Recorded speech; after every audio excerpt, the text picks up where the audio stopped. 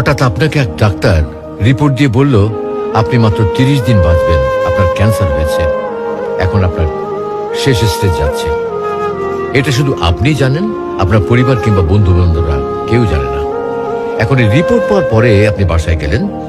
প্রতিদিনের মতো আজকেও আপনার বাবা আপনাকে বকাঝকা শুরু করলো, তোকে দিয়ে কিচ্ছু হবে না, সারাদিন কোথায় থাকিস, তুই অকাজের ছেলে, ইত্যাদি ইত্যাদি। এই মধ্যবিত্তের বাবার যেমন হয় আর কি। তখন কি প্রতিদিনের মতো আজও আপনি তর্ক করা শুরু করবেন, নাকি প্রাণ ভরে বাবার বকাগুলো শেষবারের মতো আরেকবার শুনে নেবেন? হঠাৎ আপনার মা এসে আপনাকে বলল, নে বাবা ভাতটা খেয়ে নে। আপনার মনে হবে এই বুঝি আপনার মায়ের শেষ হাতের খাওয়া, আপনি আর বাঁচবেন না। আপনি পরম তৃপ্তি নিয়ে খাবেন এবং আপনার কাছে মনে হবে এটা আপনার শ্রেষ্ঠ খাবার, যদিও ডাল ভাত হোক না কেন।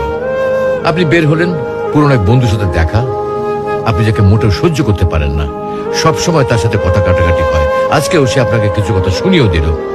আচ্ছা, এখন কি আপনি তার সাথে তর্ক শুরু করে দেবেন? মোটেও না। আপনি হয়তো তাকে জড়িয়ে ধরবেন এবং বলবেন, দোস্ত ভালো থাকিস।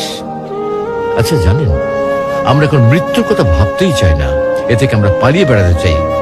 কিন্তু যদি আপনি ভাবেন যে আজই আপনার শেষ দিন, তাহলে দেখবেন সবকিছুই আপনার কাছে ভালো লাগছে।